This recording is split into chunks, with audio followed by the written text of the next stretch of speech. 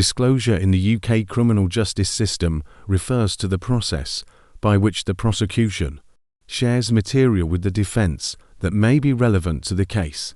This process is critical to a fair trial and is governed by several key pieces of legislation, including the Criminal Procedure and Investigations Act 1996 (CPIA), the Attorney General's Guidelines on Disclosure, and the Criminal Procedure Rules. Disclosure obligations ensure that both the defence and the prosecution have access to all relevant evidence, including material that may undermine the prosecution's case or assist the defence.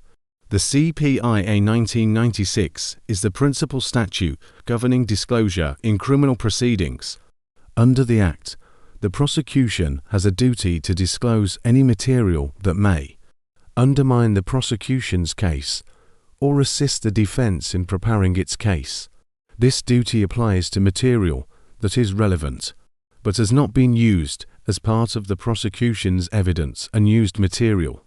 The CPIA imposes a two-stage disclosure duty on the prosecution. Initial disclosure. After the defendant has been charged and the case has moved forward, the prosecution must disclose any material that could reasonably be considered capable of undermining the prosecution's case or assisting the defence. Ongoing duty.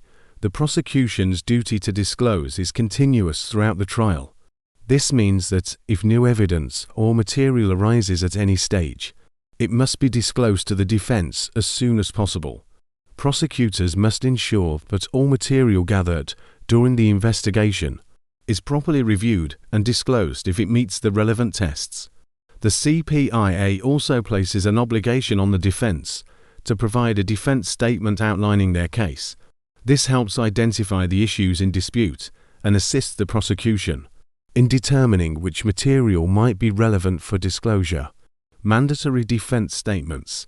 In Crown Court cases, the defence must submit a defence statement setting out the nature of the defence, specific points of contention, and any alibi evidence.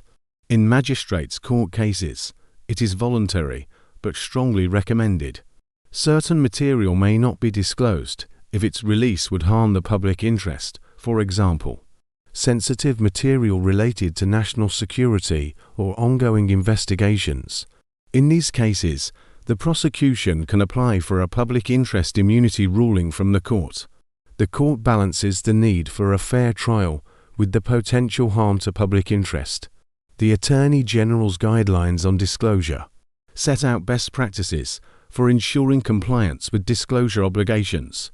These guidelines emphasize the importance of early and effective disclosure and outline how both prosecutors and investigators should manage the process. The Criminal Procedure Rules provide detailed procedures for managing disclosure in criminal trials, including the timeline for disclosing material, handling disputes over disclosure, and ensuring that both parties comply with their legal obligations.